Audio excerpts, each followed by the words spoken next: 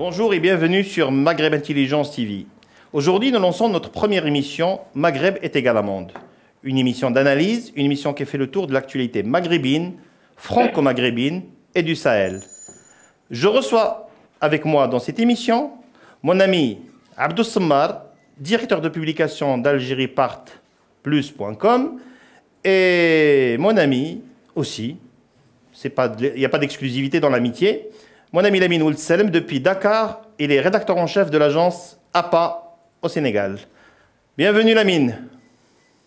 Bienvenue. Tu m'entends? Tu m'entends Lamine? C'est parfait, on t'entend bien. Bienvenue Abdou. Merci à toi, cher Karim. C'est un plaisir de te retrouver. C'est joli avec ton papillon. Merci, c'est gentil. Alors aujourd'hui, on a un menu assez costaud quand même. On a le sommet France-Afrique, on a la crise franco-algérienne, on a le Sahel, ce qui se passe au Mali, on a le nouveau gouvernement marocain et une nouvelle chef de gouvernement en Tunisie, un événement inédit dans le monde arabe. Alors, commençons par ce qui est chrysogène. Qu'est-ce qui se passe entre la France et l'Algérie, Abdou? Ouf, quelle question, Karim. Quelle question que même ton papillon ne saurait pas résumer aussi facilement. C'est pas mon papillon qui est à l'origine. C'est pas mon papillon qui est à l'origine de la crise, je te rassure. C'est une crise multidimensionnelle. Une crise multidimensionnelle qui s'explique par plusieurs facteurs politiques et sociaux. D'abord, cette crise, elle vient suite à une grande déception française. Les autorités françaises, l'Élysée notamment avec Emmanuel Macron, qui a longtemps soutenu le régime algérien depuis l'arrivée de Tebboune, malgré des débuts très chaotiques et beaucoup de malentendus, Macron s'était résolu à soutenir le régime algérien pour garantir la stabilité du pays. Il a cru bien faire de miser sur ce régime, espérant que le régime algérien pourrait tenir le pays et garantir sa stabilité. Il faut savoir pour la France, l'Algérie est une problématique interne, ce n'est pas une problématique externe. C'est-à-dire avec plus de 5 millions d'Algériens qui vivent en France, voire plus. Il y a un Français sur 6 qui a une relation sur l'Algérie. Les Algériens sont tellement nombreux que les statistiques françaises sur le nombre des Algériens en France, c'est un grand sujet tabou. Les relations sont tellement imbriquées et les deux pays sont tellement dépendants l'un de l'autre que la France ne peut pas se permettre, et en aucun cas ne pouvait se permettre, de hypothéquer la stabilité de l'Algérie. Donc ils ont cru bien faire que le nouveau régime militaro-civil avec Tebboune et Chengrija permettrait de garantir la stabilité. 2 ans après, la France découvre que la stabilité est encore plus, même si le Hirak a été vaincu, mais qu'il y a des nouveaux épisodes, le conflit avec le Maroc, la question de la Kabylie, avec tous les dérapages qui se sont produits en Kabylie depuis les feux de forêt en Kabylie, et puis que le régime algérien n'a pas renvoyé l'ascenseur à Paris. Macron, à 6 mois d'élection présidentielle, il s'attendait à ce que le régime algérien va l'aider à régler le problème migratoire. L'immigration, qui est un enjeu majeur et un sujet important lors des élections présidentielles en France de 2022. Les migrants clandestins algériens, l'Algérie ne veut pas les reprendre. Les radicalisés, les personnes les plus radicalisées, qui sont une trentaine, dont certains sont même emprisonnés en France, l'Algérie ne veut pas les reprendre. Pire encore, l'Algérie fait du chantage. Le régime algérien fait du chantage à la France.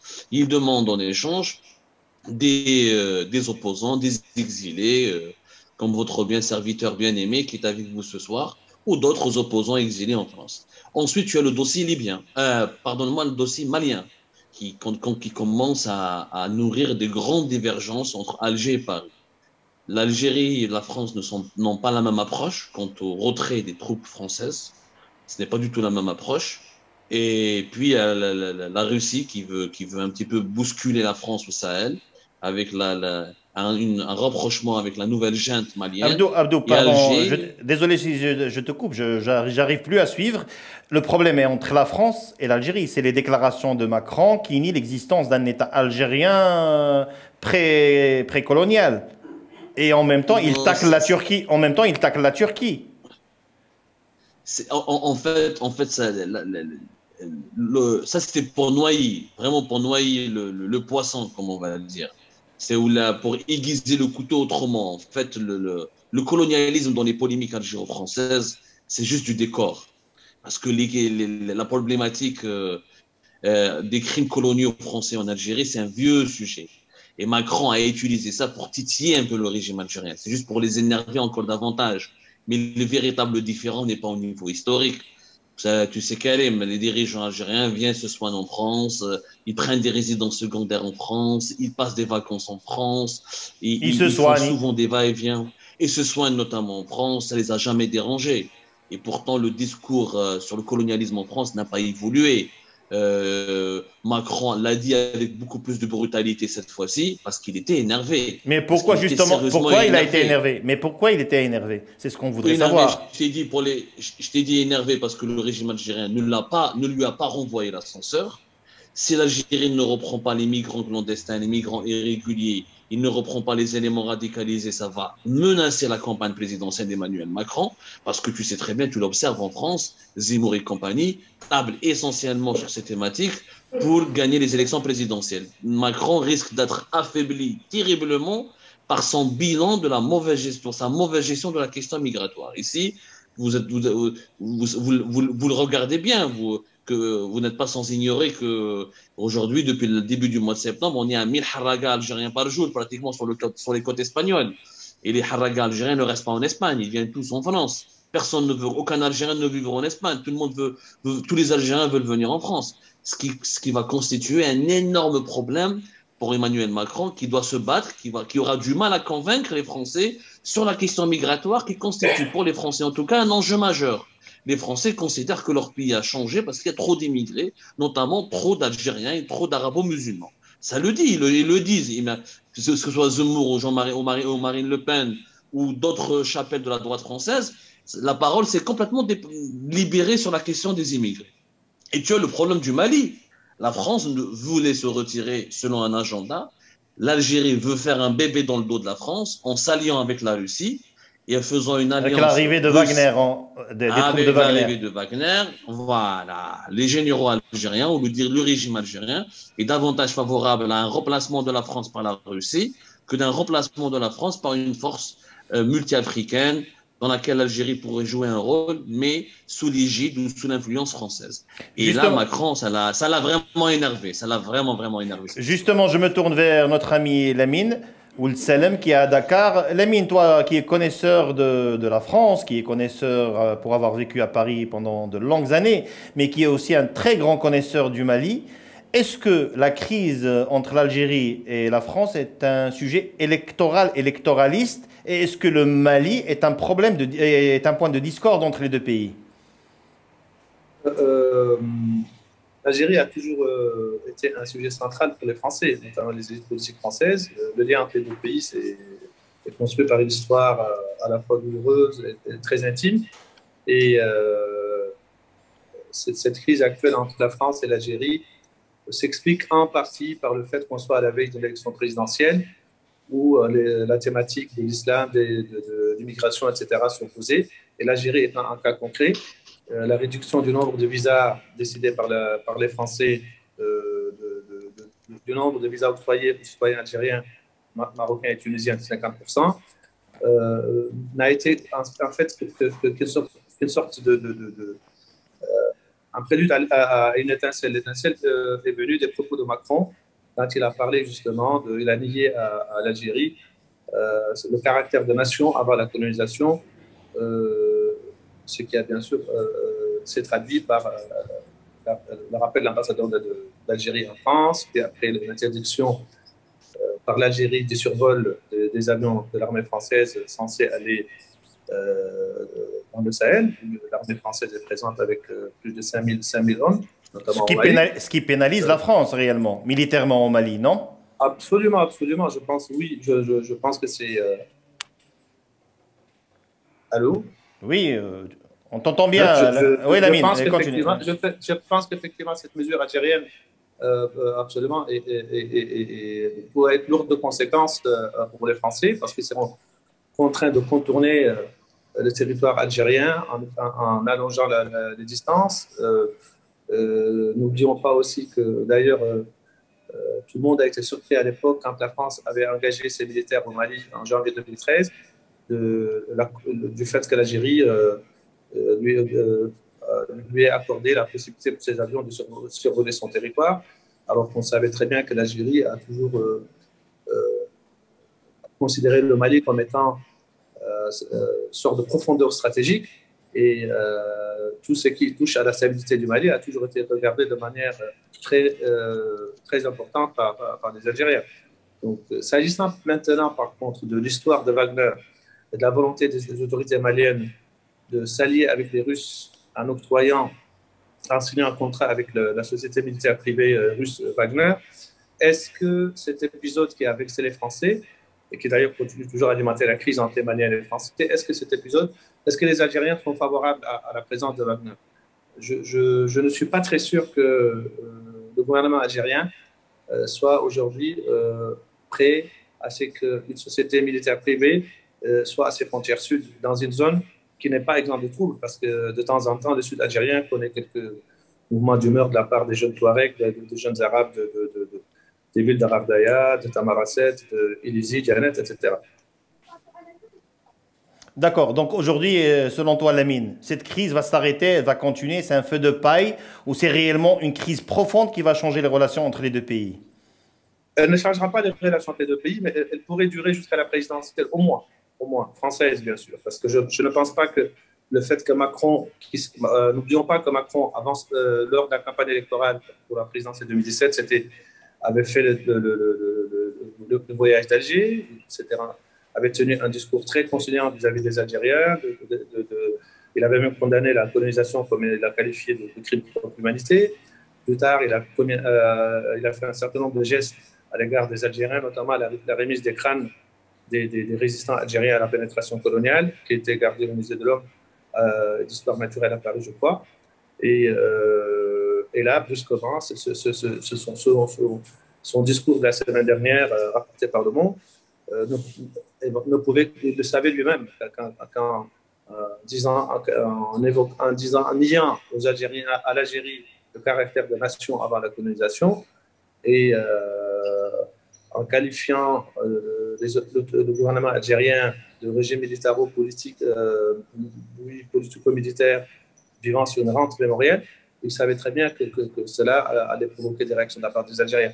Mais est-ce que l'Algérie ira jusqu'à, par exemple, la rupture des relations diplomatiques, ou ira jusqu'à prendre des mesures beaucoup plus radicales que celles prises jusqu'ici? Je ne pense pas. Je pense que le maintien des ambassades dans les deux pays et l'intensité des liens entre les deux pays feront qu'il y aura des discussions certainement dans les coulisses, et ils finiront certainement par normaliser, exactement comme la crise qui s'était passée entre les Français, les Américains et les Australiens, après la rupture du contrat entre les Français et les Australiens sur l'achat de sous-marins nucléaires. D'accord. Abdessamar, vous pensez que cette crise est passagère? Vous pensez qu'il y a une rupture totale entre l'administration, l'Élysée, le Quai d'Orsay, l'administration française et les autorités algériennes, au moins militaires, parce qu'on sait que la Mamara continue à charger encore la France, alors que Macron a adopté un discours plus ou moins conciliant ces derniers jours? Non, la crise va durer, Karim. La crise va durer parce qu'il y a une échéance présidentielle en France. Que le problème, comme je t'ai dit, il faut vraiment prendre en considération que le problème migratoire est devenu un enjeu majeur pour ces élections présidentielles. Donc personne n'osera se réconcilier avec l'Algérie en hypothéquant ses chances électorales. Donc il y a réellement un contexte électoral et politique en France qui ne favorisera pas une réconciliation, d'autant plus que le régime algérien persiste dans sa logique de chantage. C'est-à-dire il dit clairement je ne reprends pas mes migrants clandestins, je ne reprends pas les éléments radicalisés. D'ailleurs, juste pour te confirmer une information, la France n'a inclus la Tunisie ou le Maroc sur la liste des pays qui ont été sanctionnés par des mesures de réduction drastique du nombre de la délivrance du nombre des visas Schengen, juste pour ne pas donner l'impression qu'elle est dans une croisière anti-algérienne. Parce que réellement, la coopération avec le Maroc et la Tunisie se porte nettement mieux par rapport à la coopération de la France vis-à-vis de l'Algérie, où nous sommes à des chiffres ridicules. C'est-à-dire on est entre 0,2 à 0,5% de demandes d'expulsion, de demandes de délivrance de laissez-passer consulaires, etc. D'accord, mais Mais aujourd'hui, réellement. J'ai une notification sur Zoom, c'est pour ça que je n'ai pas compris. Ça D'accord. m'a interrompu. Oui, Aujourd'hui, concrètement, le régime algérien d'arrive à profiter de cette diabolisation. Le régime algérien ne vit que des crises. Comme il n'a rien à offrir à son opinion publique en ce moment, ça l'arrange un peu cette crise avec Paris. Mais si elle dure plus longtemps que prévu, si elle est passagère de quelques semaines, il va l'utiliser. Remarque qu'en Algérie, l'appareil médiatique, les médias affiliés au régime, les télévisions, les médias lourds instrumentalisent cette dispute avec l'ancienne puissance coloniale. On reparle de l'histoire, on reparle de la guerre d'indépendance, l'Armamara qui part dans tous les pays, qui fait sa visite au Mali, en Italie, qui parle de l'héritage du colonialisme, de coloniser l'histoire. Pour le moment, c'est un bon business, c'est un bon fonds de commerce.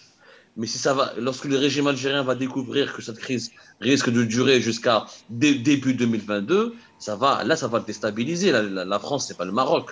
L'Algérie ne peut pas se permettre de couper ses relations diplomatiques avec la France comme elle l'a fait avec le Maroc. C'est deux types de relations complètement différentes. Oui, je conçois, mais quand vous parlez de régime algérien, est-ce que vous parlez d'un régime monolithique où il y a... Parce que Macron semble faire la différence entre un complexe militaire, militaro-militaire, et la présidence, et Tebboune, un président civil.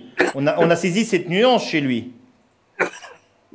En fait, justement, c'est le plus gros problème de Macron. Pour Macron, il a son interlocuteur, c'est Tebboune. Mais il a remarqué que depuis 2020, tous les engagements pris par Tebboune n'ont pas été respectés. Il a bien remarqué que Tebboune, d'ailleurs, il a manqué à sa parole et qu'il y a une marge de manœuvre très limitée. C'est pour ça qu'il s'en est pris violemment au pouvoir parallèle, c'est-à-dire le pouvoir militaro-sécuritaire. Effectivement, alors, au sein du régime algérien, il n'y a pas de consensus sur toutes les thématiques. Mais il y a un consensus autour de l'instrumentalisation de la main étrangère. Si tu veux, le Maroc, comme pour Tebboune, comme pour les militaires, la guerre avec le Maroc, c'est un consensus, parce que tout le monde veut utiliser le Maroc comme étant l'épouvantail qui permettra au régime algérien de la calmer son guerre, opinion publique, la guerre est-elle envisageable entre le Maroc et l'Algérie, au vu de Non, l'état des relations, enfin, de l'inexistence de relations et de canaux. Je pense qu'il n'y a jamais eu ça dans l'histoire des deux pays. Il n'y a aucun canal de discussion entre les deux pays, même à travers un pays tiers, je pense. ouais, tu sais, un jour, Houellebou Boumediene avait dit un jour, la guerre est quelque chose de trop sérieux, vraiment de trop sérieux pour la prendre pour un jeu d'enfant. Ce n'est pas un jeu d'enfant, donc on ne peut pas vraiment parler de guerre. Non, le régime algérien, il aurait peut-être envisagé d'affaires comme Amgala, genre quelques escarmouches à la frontière, mais une guerre conventionnelle, pas du tout. Le régime algérien n'est pas dans. Il faut savoir ce qui est étonnant, d'ailleurs, ce qui est vraiment étonnant, c'est que dans l'esprit des dirigeants algériens, ils sont dans la peau du victime. Ils ne sont pas l'agresseur. Quand tu leur parles, quand tu leur dis, mais c'est vous qui attaquez, c'est vous qui déclarez, chaque jour il y a une déclaration contre le Maroc, Il y a pourquoi? toujours une Ben, eux, escalade ils de sont la part étonnés. d'Alger. Oui.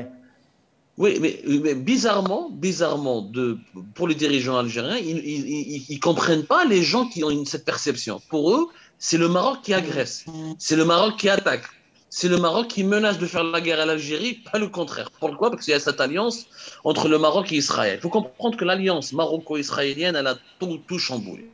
Aux yeux du dirigeant algérien, civil comme militaire, l'arrivée d'Israël dans l'équation maghrébine, elle a chamboulé l'échiquier. Et pour les Algériens, pour les dirigeants algériens, Israël va donner des atouts qui permettront d'enterrer le leadership algérien dans la région et qu'avec les armes de cyberguerre, avec les drones, avec toutes les armes sophistiquées israéliennes qui peuvent circuler au Maroc, ça va menacer la sécurité algérienne. C'est vraiment comprendre que pour les dirigeants algériens, la guerre a été déclarée. C'est qu'il y a une guerre. Pour eux, il y a une guerre. Ils sont déjà en état de guerre. Et que l'agresseur, c'est pas eux, c'est le Maroc, parce qu'il a ramené les Israéliens dans la région. Ça, il faut le comprendre. Il faut vraiment le comprendre parce que c'est ça le point central de leur réflexion. Il y a une guerre à partir du moment où Israël est à Rabat et à Casablanca ou à Marrakech. Lamine Ould Salem, est-ce que l'alliance ou ce rapprochement entre Israël et le Maroc reballe les cartes du leadership au Maghreb? Est-ce que ça change fondamentalement la donne entre l'Algérie et le Maroc? Comme le dit Abdou, ça nourrit évidemment un sentiment de crainte de la part des Algériens sur un déséquilibre des rapports de force, une alliance ouverte entre le Maroc et Israël, même si on sait très bien c'est pas nouveau. C'est pas nouveau. Il y avait un bureau de représentation il y a 20 ans, il y avait voilà. En Mauritanie, au Maroc. Il y a quelques années, elle avait une ambassade en Mauritanie, il a toujours eu un bureau de liaison à Tunis. C'est pas nouveau, mais sauf que cette alliance ouverte, et surtout, moi je pense que c'est plutôt la reconnaissance par Trump de la marocanité du Sahara qui a surpris tout le monde dans la sous-région en mettant les Algériens dans une situation assez compliquée, en se disant mais nous nous battons en soutenant le Polisario pour l'indépendance du Sahara ou de toute détermination au moins, alors que les États-Unis, qui est la superpuissance mondiale, prend une position nettement contraire à nos positions à nous. Ils reconnaissent la marocanité du Sahara, donc le dossier est clos sur le plan international. Alors, Israël arrive, une alliance ouverte entre les Marocains et les Israéliens fait naturellement craindre aux Algériens un déséquilibre des rapports de force. Comme le dit Abdou tout à l'heure, notamment, on pense, hein, c'est peut-être pas vrai, c'est peut-être même pas envisagé, mais tout le monde pense aujourd'hui qu'avec des relations ouvertes entre le Maroc et Israël, le Maroc pourrait bénéficier de la supériorité technologique israélienne, les drones, les logiciels d'espionnage, les satellites, etc., des armements ultra sophistiqués, etc., etc. Je pense que cet élément joue beaucoup dans la perception qu'ont les Algériens aujourd'hui de relations avec le Maroc. Est-ce que c'est une guerre ouverte? Est-elle envisageable? Je ne pense pas. Les deux pays n'ont pas intérêt à. Je pense qu'ils ont d'autres soucis et d'autres priorités que de s'affronter. De toute façon, je ne pense pas non plus que leurs amis et leurs alliés étrangers les laisseront aller dans une guerre. Par contre, je me pose la question, quand est-ce que ces deux pays pourraient trouver un terrain d'entente pour sortir de l'impasse dans laquelle ils se trouvent? À chaque fois qu'on a l'impression de dépasser une situation de crise entre les deux pays, une autre surgit, et on se retrouve au point zéro. Déclenchement de la guerre du Sahara 75, reconnaissance par l'Algérie de la RASD, rupture des relations diplomatiques, puis après cessez-le-feu de 91, ouverture des frontières entre l'Algérie et le Maroc, 94 attentat de Atlas Asni et Marrakech, fermeture des frontières terrestres notamment, et là, cette série de crises qui se sont succédées ces derniers mois, ces 2 dernières années, notamment l'affaire de Berat, la reconnaissance par les États-Unis de la Mauritanie du Sahara, l'établissement des relations avec Israël, débouche sur une rupture totale des relations diplomatiques. Mais il ne faut pas non plus se leurrer, hein, les deux pays ont les moyens de garder le contact. Ils ont des pays amis, ils sont tous les deux membres de plusieurs organisations. Vous croyez un téléphone rouge entre les deux pays qui peut être actionné en cas de crise ultime? Il doit exister absolument, il doit y avoir des contacts. Alors, à défaut de pouvoir, à cause de la crise entre l'Algérie et le Maroc, à défaut de parler de l'Union du Maghreb, parlons de ce sommet à Montpellier, France-Afrique, convoqué par Macron. Je dis bien convoqué par Macron, mais sans la présence des chefs d'État africains priés de rester chez eux. C'est quand même inédit dans les annales. C'est vrai, c'est inédit, mais il faut dire que Macron l'avait annoncé, hein, en confiant la préparation de ce sommet à l'intellectuel camerounais très célèbre d'ailleurs, Achille Mbembe. Macron a voulu donner la preuve de son intention de refonder les relations de la France avec l'Afrique. Alors, la question est, je ne doute personnellement pas de la bonne foi et d'ailleurs de la qualité du travail de M. Mbembe, mais est-ce que, une fois que ce sommet sera terminé, est-ce que réellement les mesures proposées et les suggestions faites par les participants sont réellement retenues et traduites dans les faits? Personnellement, je ne suis pas très sûr que cela sera le cas. Abdou Semmar, vous pensez que France-Afrique est une survivance, c'est un monde qui n'existe plus. La France a perdu le Mali, est en train de perdre le Mali, il a perdu la Centrafrique, la Guinée elle est en difficulté, on la voit un peu en Afrique, elle est sur la défensive. Moi, je ne suis pas partisan d'une vision décliniste de la France. C'est-à-dire le déclin de la France sur la scène africaine, j'y crois pas trop. Je crois à un recul qui est logique parce qu'il y a de nouveaux acteurs. Quand on a en face de soi la Chine, quand on a en face de soi une Turquie plus agressive, une Russie beaucoup plus sûre d'elle-même, voilà, l'Afrique ne pouvait pas rester éternellement un terrain conquis pour la France. Ça aurait été une idiotie absolue. Même les théoriciens français savent très bien et s'attendaient à cette concurrence très rude de la part de nouveaux acteurs. Sauf que là, on a un Emmanuel Macron bizarroïde quand même. C'est un ovni, ce monsieur, dans l'univers de la diplomatie. C'est un véritable ovni. C'est un banquier, c'est pas un politicien. Voilà, c'est un bon. Il est plus businessman que. Voilà, on est loin de la grille de lecture gaulliste ou méditerranéenne. Exactement. Voilà. En fait, la France, elle n'a pas fait son deuil de son dernier grand président qui est Jacques Chirac. Jacques Chirac était un mec qui savait ce que c'est que la diplomatie, qui connaissait ce que c'est les sensibilités de chaque pays. Il avait une vision globale du monde, il avait une vision globale de ce que le monde devait ou pouvait devenir. Et d'ailleurs très apprécié et très aimé au Maghreb et en Afrique. Exactement, c'était un grand chef d'État qui était là, il a incarné cette France respectable, cette France influente. Macron, il veut tenter de révolutionner les choses. Macron veut entrer dans l'histoire. Il veut entrer dans l'histoire. Il risque plutôt d'en sortir. Je vais essayer d'être différent. Il risque d'en sortir pour le moment. Oui, c'est ça. En fait, c'est ça le sort des téméraires. Les téméraires où ils réussissent et ils entrent de manière fracassante dans l'histoire, où ils échouent, ça se termine pour eux dans les poubelles de l'histoire. Il n'y a pas une troisième issue. Mais à sa décharge, Macron il est convaincu qu'il faut révolutionner les choses, qu'il faut parler autrement, qu'il ne faut pas dépendre des chefs d'État africains, qu'il faut essayer de parler à la société civile. Moi, je pense que 2 sommets auraient été totalement possibles. La France aurait pu organiser un sommet classique, parce qu'il fallait parler aux chefs d'État africains, il fallait parler à l'élite dirigeante, c'est inévitable. Et en parallèle, Paris aurait pu organiser ce même sommet qui est intéressant en soi, qui est fortement intéressant, le problème n'est pas là. Mais la société civile en Afrique, c'est un concept un peu marketing, hein. Tout le monde parle de société civile. Qui est cette société civile? Souvent, on trouve parmi cette société civile les cousins ou les parents des dirigeants réellement qui sont au pouvoir. Est-ce qu'elle est influente dans des pays où il y a beaucoup d'analphabétisme, où le développement de l'Internet n'est pas encore vraiment à une vitesse impressionnante? Donc, on ne connaît pas quelle est l'ampleur ni le poids de cette société civile. Elle incarne, c'est l'un des visages de la Nouvelle-Afrique. Ce n'est pas le visage le plus prometteur ou le seul visage unique. Il y a d'autres visages de l'Afrique. Peut-être qu'il aurait fallu, c'est-à-dire, on ne peut pas thématiser uniquement sur la société civile. Donc, je pense que Macron a fait une erreur, je crois. À force de trop vouloir révolutionner les choses, Macron me rappelle Picasso. Un jour, quelqu'un est parti voir Picasso pour lui dire, voilà, je veux dessiner.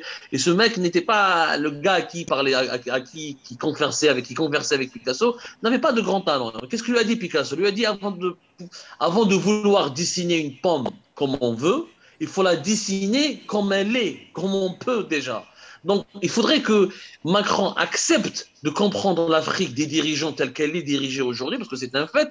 Ça sert à quoi de parler à la société civile si la société civile n'a aucun poids sur la décision politique? Ensuite, c'est peut-être par le biais politique, par le biais officiel, qu'il devra peut-être influencer les choses et changer un peu les pratiques.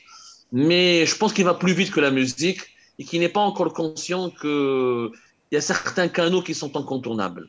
Alors Lamine, Emmanuel Macron fait fausse route ou bien va plus vite que la musique, révolutionnaire, incompris? Réellement, c'est quoi cette nouvelle France-Afrique? Je ne pense pas. Je pense que, comme le dit Abdou, je ne vais pas dire qu'il tâtonne, mais il veut bien prouver par un certain nombre de faits qu'il a absolument l'intention de refonder les relations entre la France et l'Afrique sur de nouvelles bases. Le problème est que il est vrai qu'il manque, lui personnellement, en dehors d'un stage, à l'époque où il était jeune élève de l'ENA, ou Fréloré Adena dans l'ambassade de France au Nigeria, il n'a pas une très grande connaissance du continent.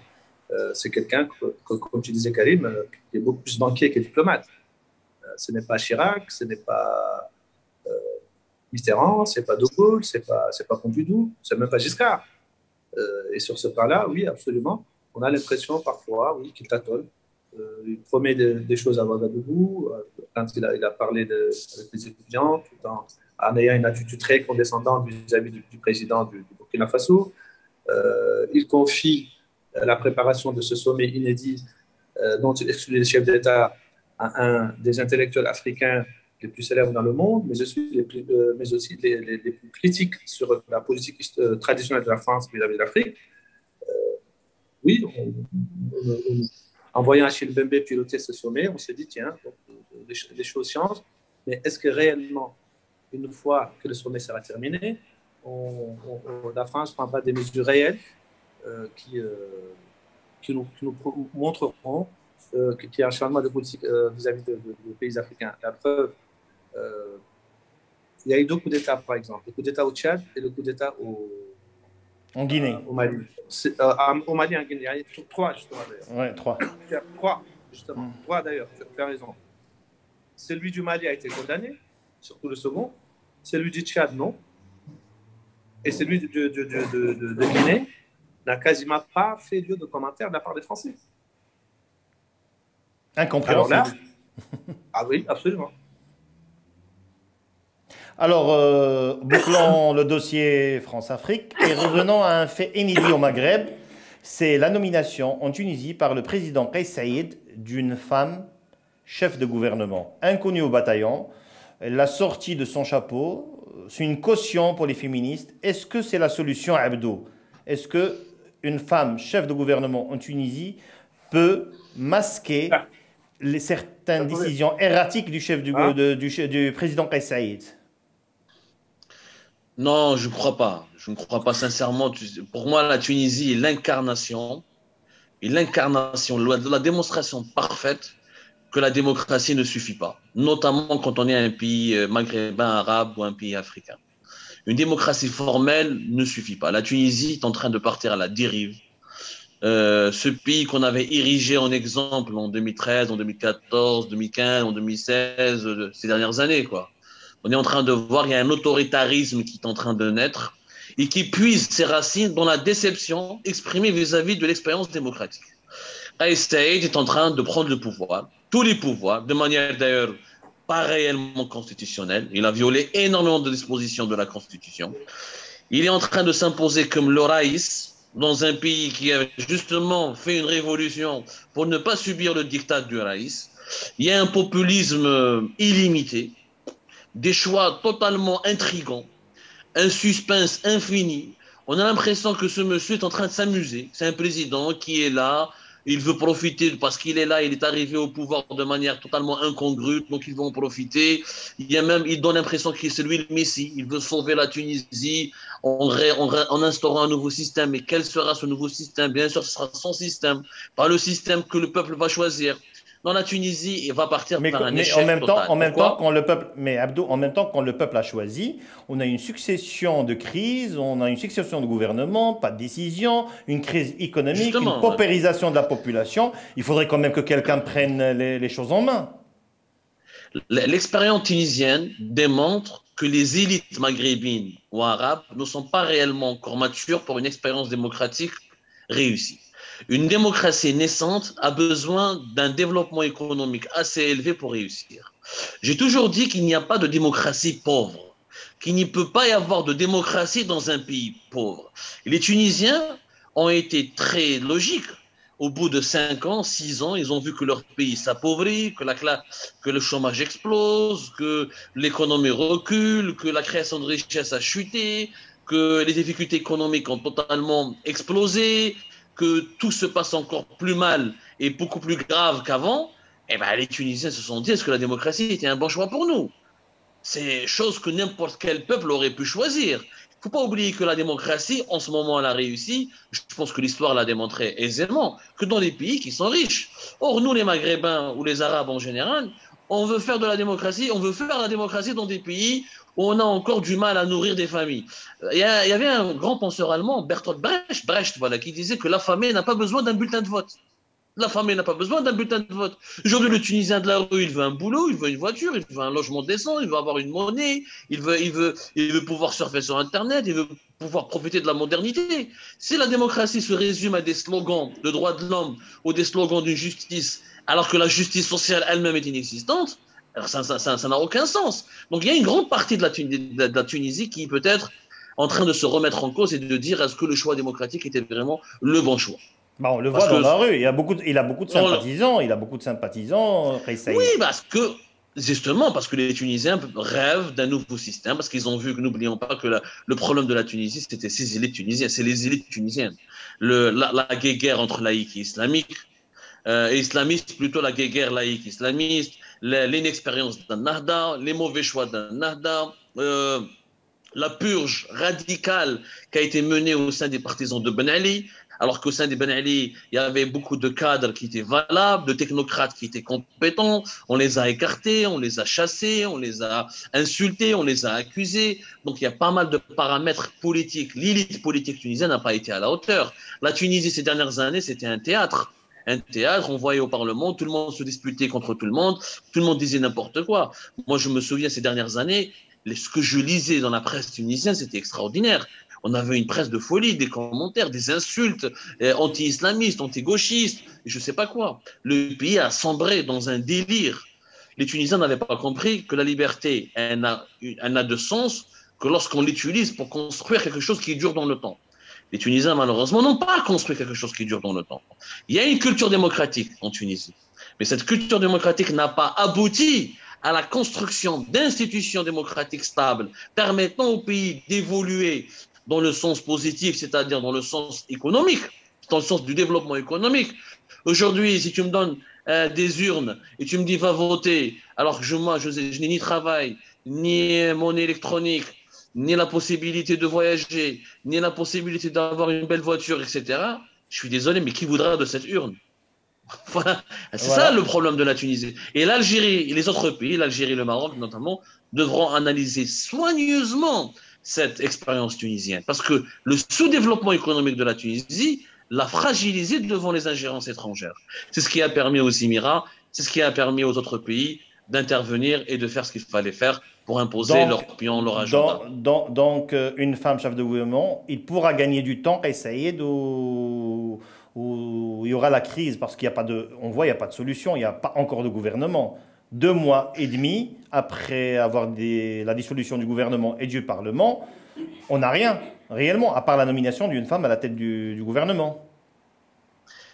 Karim, on ne gère pas un pays avec des slogans, on ne développe pas un pays avec des sentiments, on ne règle pas les problèmes d'un pays avec des annonces superficielles ou des choix comme ça symboliques. Non, les pays ne vivent pas des symboles et des slogans. Les pays se développent et vivent des actions, des plans concrets de développement, et des réformes structurelles. Les slogans et les symboles n'ont jamais permis à un pays d'évoluer dans le sens positif de l'histoire. Justement, Abdou, il y a un symbole très fort. Les islamistes ont été chassés au Maroc par les urnes. Aziz Akhannouch vient de former son gouvernement, beaucoup de technocrates politisés, beaucoup de jeunes, beaucoup de personnes surdiplômées. Qu'est-ce que ça vous inspire comme commentaire?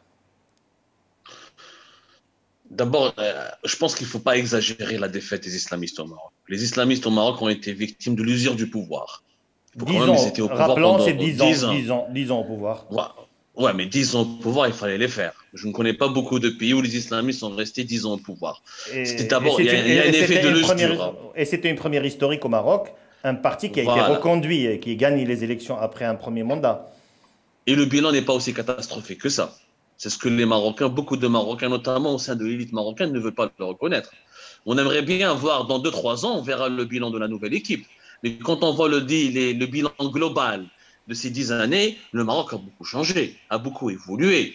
Les islamistes ont joué un rôle, ils n'ont jamais été un frein. Contrairement à la Tunisie, où Nahda a été un frein à un frein au développement du pays. Au Maroc, les islamistes n'ont pas été un frein. Ils ont été au contraire, ils ont fait des compromis, ils étaient dans le consensus. Ben Kianan s'est retiré lorsqu'il fallait se retirer. Il y avait vraiment une politique très intelligente de leur part.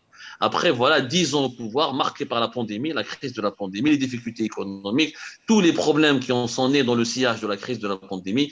Il fallait vraiment tourner la page. Et je pense qu'il aurait été même judicieux que les islamistes eux-mêmes comprennent qu'il était temps de passer le flambeau pour revenir vers des moments beaucoup plus opportuns. Parce qu'en ce moment, dans les pays maghrébins en général, mais africains en particulier, prendre le pouvoir en ce moment, c'est vraiment pas un cadeau, vu tous les défis et les enjeux qui sont en train de se négocier en ce moment. Lamine, je ne sais pas si Lamine est avec nous. Je demande à la régie. Est-ce que Lamine est avec nous? Lamine? Lamine, tu m'entends? Lamine? Lamine Ould Selm, on l'a perdu. Donc, malgré tout, Abdou, les islamistes ont été congédiés par les électeurs. Il y a eu des chantiers, des gens aussi, des économistes au Maroc disent un peu qu'il y a eu des chantiers qui ont été à l'arrêt, qui n'ont pas eu cette capacité avec des cadres pour impulser. Au moment où on devait faire 5% de taux de croissance, de 6% qu'ils ont annoncé dans leur programme, on était à 2 avant le Covid. Oui, ils n'ont pas réussi ils n'ont pas réussi à relever tous les défis. Voilà, encore, voilà, c'est pas la capée d'Erdogan non plus, clairement. Mais on en est loin, on en est loin, on en est loin, non, on en est loin. Mais par rapport aux autres familles islamistes du Maghreb et du monde arabe, je suis désolé, les islamistes marocains se distinguent par un bilan qui est vraiment à leur avantage. Alors, on verra de toute façon. On verra l'équipe qui va les remplacer. Bah oui, chacun sera jugé par les urnes de toute façon. Cette habitude qui s'est installée au Maroc, c'est-à-dire venir par les urnes et partir par les urnes, ce qui est peut-être un cas spécial dans le monde arabe jusqu'à aujourd'hui.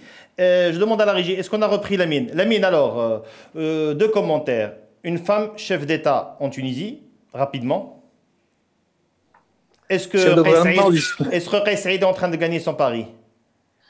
Alors, justement, je pense qu'il a surpris tout le monde en nommant une femme, même si beaucoup de gens pensent qu'il a choisi une technocrate et pas une politique, éventuellement pour ne pas qu'elle lui fasse de l'ombre et pour qu'elle lui serve plutôt de chef de gouvernement technocratique, c'est-à-dire d'une exécutante.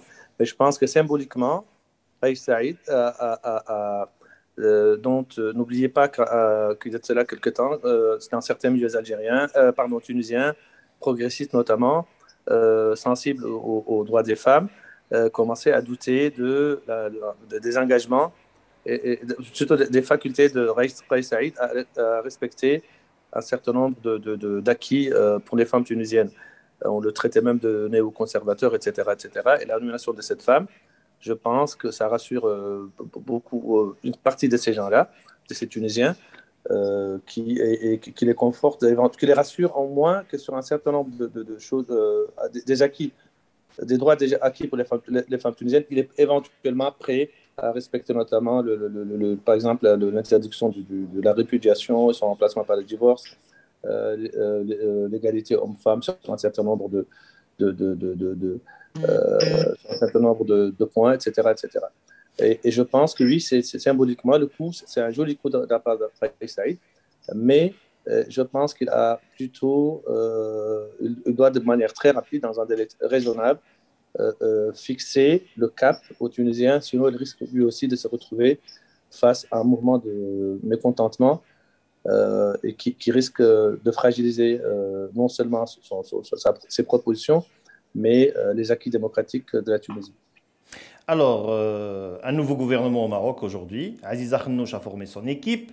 Les islamistes ont été chassés après 10 ans au pouvoir par les urnes, après une défaite cuisante. Qu'est-ce que cela t'inspire comme commentaire, Lamine? Alors, j'avoue que je suis parmi ces personnes qui ont été non pas surprises par la défaite, mais par le score.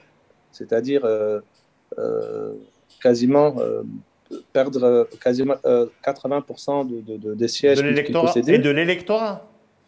Oui, absolument, parce que n'oublions pas qu'il s'agissait quasiment d'élections générales, c'est-à-dire législatives, locales et régionales, et où le score était très, très, très faible par rapport à ce à quoi le PJD a habitué les Marocains. Alors, mais si on fait une sorte de rétrospective de ces dernières années des images et des actes posés par le gouvernement du PJD vis-à-vis des Marocains. Il y a un phénomène de désaveu qui a commencé de manière très timide il y a de cela quelques temps, 2-3 ans à peu près, et sur lesquels d'ailleurs ses adversaires ont beaucoup joué. Et je pense que ses adversaires ont très vite compris, bien avant que le PJD lui-même se rende compte qu'il était en train de perdre des voix, qu'il était en train de perdre des soutiens, et que la corruption d'un certain nombre, ou en tout cas un certain nombre de scandales dans lesquels sont impliqués certains proches du parti au niveau local, au niveau régional, etc. Et les On a perdu Lamine encore? différentes crises. Oui, oui, Lamine. Vous voulez bien répéter un peu? Parce qu'on vous a perdu un moment. Lamine? Je pense qu'il y a un problème de connexion La Internet. coalition Oui. du fasse un score plus ou moins intéressant et qu'elle finisse pas par paraître majoritaire. Mais Donc, pas à une défaite aussi cuisante du PJD. et ce changement de pouvoir pacifique au Maroc, c'est-à-dire c'est la première fois où les islamistes, dans ce contexte arabe, arrivés par les urnes, repartent ou sont partis, sont éconduits par les urnes. Tout à fait, tout à fait. Et d'ailleurs, bon, certaines personnes font le lien entre la défaite du PJD, la crise, les décisions prises par Faïd Saïd, et dont les vrais perdants sont le parti de Nahda et Rachid Ghannouchi. Puis, entre ces deux résultats, les derniers résultats aussi en Turquie, comme quoi il s'agit d'un recul de la mouvance des frères musulmans un peu partout dans le monde musulman, etc., etc. Certains y voient. Moi, je pense que en fait, chaque pays a ses spécificités, notamment le Maroc est un pays très spécial, où le rapport entre les différentes forces politiques, la monarchie, etc., sont régis avec un certain nombre d'abord par des règles très particulières, mais aussi par un certain nombre de pratiques, c'est-à-dire des règles qui ont été fixées par la pratique, etc. Ce qui n'est pas le cas de Nahda en Tunisie, ce qui n'est pas le cas non plus des frères musulmans en Égypte, etc., etc. Moi, je pense qu'il s'agit d'une spécificité marocaine. Si elle peut servir d'exemple dans le reste du monde musulman, comme quoi, donc, y compris tout le monde, y compris les islamistes s'habituent à prendre le pouvoir par les urnes, partir par les urnes, revenir éventuellement, oui, ce serait une très bonne chose. Alors, à la fin de cette émission, si je vous demande de choisir l'homme de la semaine, Lamine, pour toi, qui a été l'homme de la semaine? L'homme de la semaine ou plutôt la femme de la semaine? Ou la femme de la semaine. Homme avec grand H. C'est la nouvelle chef de gouvernement tunisien. Abdou? Difficile. Pour moi, je dirais la femme de la semaine, c'était la femme enceinte Harraga algérienne qui a quitté l'Algérie avec 5 enceintes à 8 mois, avec 5 enfants. Enceinte à 8 mois, avec 5 enfants dans une embarcation qui a été sauvée au large des côtes espagnoles. Si je ne me trompe pas, c'était au large d'Alicante ou d'Almeria, l'une des deux provinces du sud de l'Espagne. Peu importe la géographie, mais moi, ça m'a fait pleurer. Franchement, je te dis la vérité, Karim, je me suis dit comment on en est arrivé là. Comment? Et face à ce drame, je m'attendais à des réactions, en tout cas en Europe comme en Algérie. Bon, en Algérie, c'est une dictature, le système, voilà, malheureusement, ça se banalise. Tout. Même dans la presse européenne, ça se banalise. Voilà, malheureusement, même en Europe, personne n'a osé dire mais qu'est-ce qui se passe? Il faut quand même qu'on demande des comptes à Alger. Il faut quand même qu'on nous donne des explications. Qu'une femme enceinte avec 5 enfants risque sa vie, navigue après une traversée tumultueuse et sauvée grâce au secours en mer, grâce au sauveteur espagnol, et qu'elle se retrouve entre les mains de la Croix-Rouge et que personne, ni au sein du régime algérien, ni à Bruxelles, ni au plus haut sommet des États européens ne se pose la question. Demain, quand ça va exploser l'Algérie, comme on dit, si demain ça va s'aggraver. Qu'à Dieu n'en plaise, qu'à Dieu n'en plaise.